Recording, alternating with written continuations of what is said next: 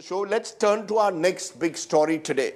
Our next big story comes on the hijab fight, which today took another troubling turn because several pre-university colleges that opened today saw frayed nerves, saw heated arguments and high drama. Despite a high court standoff between students and despite a high court order, there was a standoff in Karnataka between students and college authorities, with many parents insisting that their students would wear hijab. Take a look at what happened, and then we'll be joined by Taslima Nasreen.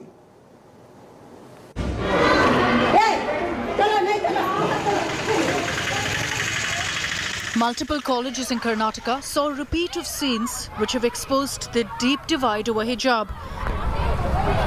Many colleges imposed the High Court mandated uniform for students, which bars donning hijab and saffron scarves.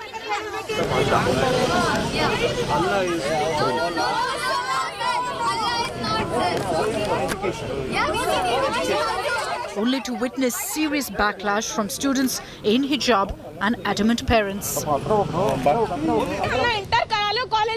This is not rules. What they are doing there? What are they telling you? They are telling that don't wear hijab and burqa. What it means? Earlier you could come with a hijab inside. Earlier were they allowing you to wear? Yes. She said that we are not coming over here to do anything wrong. We're just students. The college allowed us, gave us permission to wear a hijab. So why are they stopping us now? The authorities, in fact, what they tell us is that considering what really happened in the past few days, where girls were allowed to wear their hijab inside and then you had boys wearing the saffron shawl, the institution did not want or does not want to take any sort of chances. And that's one of the reasons why they're not allowing them to wear any sort of religious attire, that is a hijab. In Vijaypura, the arguments turned even more heated.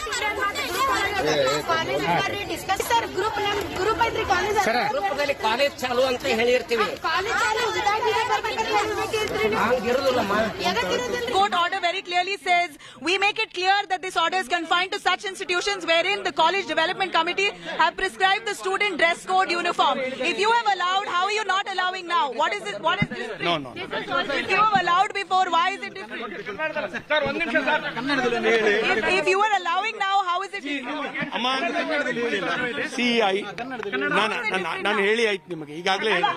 Makkal future ಬಗ್ಗೆ ಹೇಳಿ. Do you think the future of these students are not hampered? Isn't the future of these students not hampered?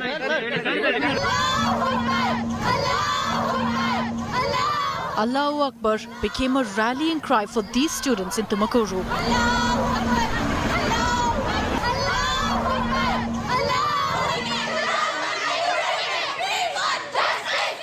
Students in hijab resorting to sloganeering in Chikamagaluru to back their right to don the Islamic head covering.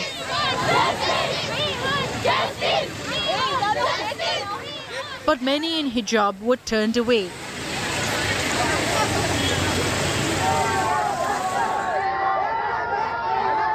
In Hubali, parents confronted cops after their children in hijab were stopped from entering school.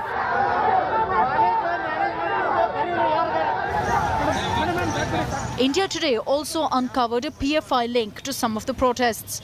A PFI poster rallying students for the hijab stir was removed after our report. With Nabila Jamal in Udupi and Nolan Pinto in Shivamoga, Bureau Report, India Today. Okay, let's go straight across to author Taslima Nasreen, who has strong views on issues like this. Appreciate your joining us, Taslima. You've said in a recent article, I believe uniform civil code and uniform dress code are necessary to stop conflicts. Right to religion is not above the right to education. Are you saying, therefore, there should be an enforceable common dress code across schools and colleges in this country? I can't hear, please. You said that the right to religion is not above the right to education. Do you want to explain that, what you meant? Yeah, I believe that right to education is above the right to religion. You know, some Muslims think that hijab is essential, and some Muslims think hijab is not essential. But you know, hijab was introduced in the 7th century by some misogynists. And because at that time, women were treated as sex objects. And if they believe that if men look at women, men will have sexual urge. So women have to wear hijab or burqa. They have to hide themselves from men. But in our modern society, in the 21st century, we have learned that women are equal human beings. So hijab or niqab or burqa are a symbol of oppression. I think that burqa reduces women to just genital organs. So I think that hijab or burqa or niqab is humiliating for women as well as men.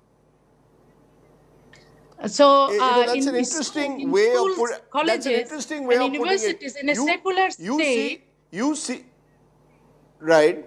Go ahead. We should have secular dress code. It is better to have secular dress code. And because education is much more important than practicing religion, people can have religious beliefs, but they can practice their religious beliefs at home or somewhere else, not in a secular institutions.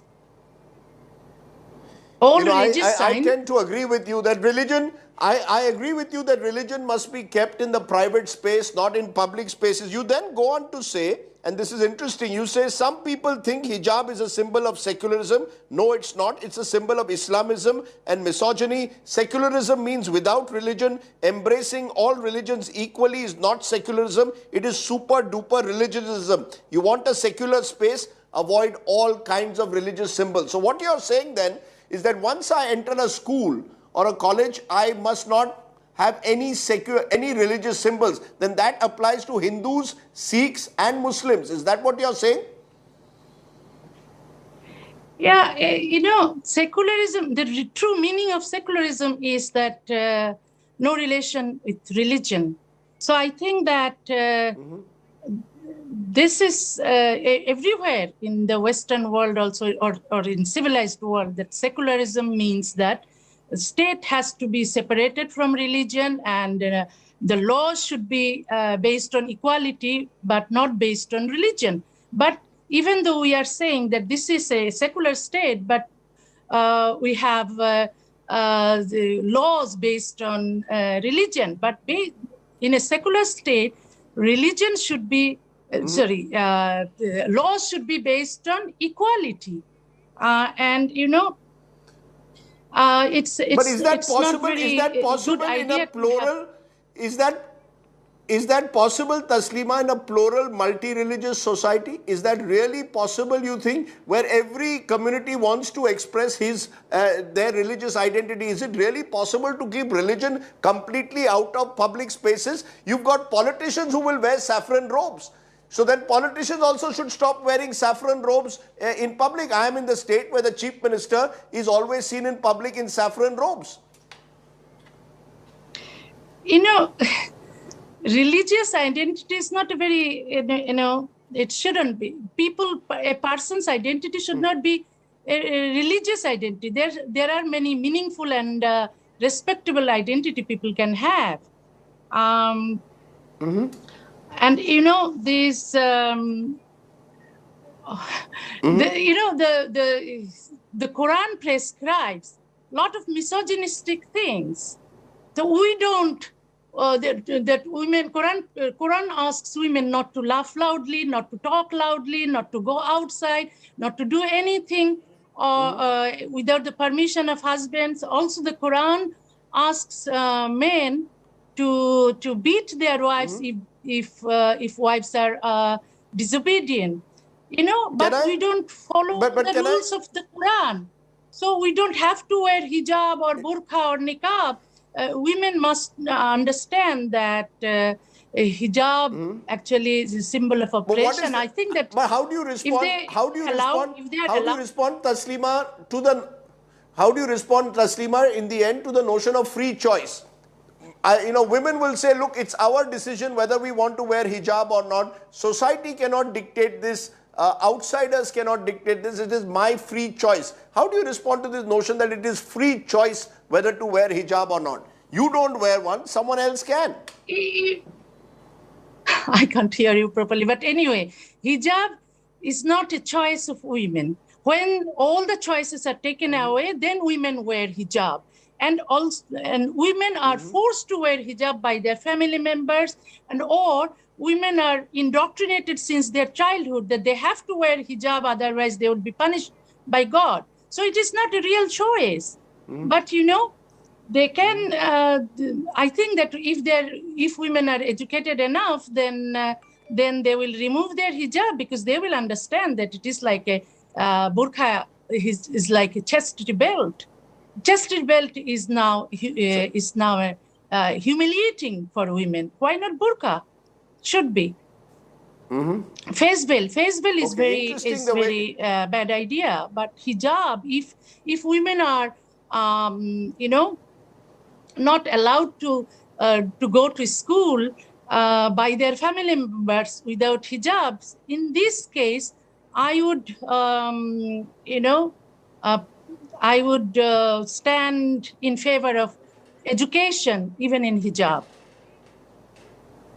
Okay, so you're saying that at the end of the day, education is the primary right, and if they are forcibly stopped from wearing the hijab and not allowed to go to school, they must be allowed to go to school above all else, even if it is with a hijab. But at the same time, you believe the hijab is a symbol of oppression and patriarchy. And that, I think, is something many people will agree with, but it is an issue which must be settled within the constitutional framework and not on the street, certainly. Taslima Nasreen, thank you very much for joining me there from Delhi on that story. Let's take a break.